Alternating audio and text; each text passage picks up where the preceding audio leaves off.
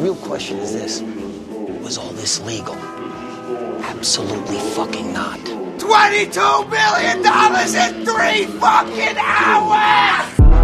We'll go, man. We'll go, man. They're about to see it shine.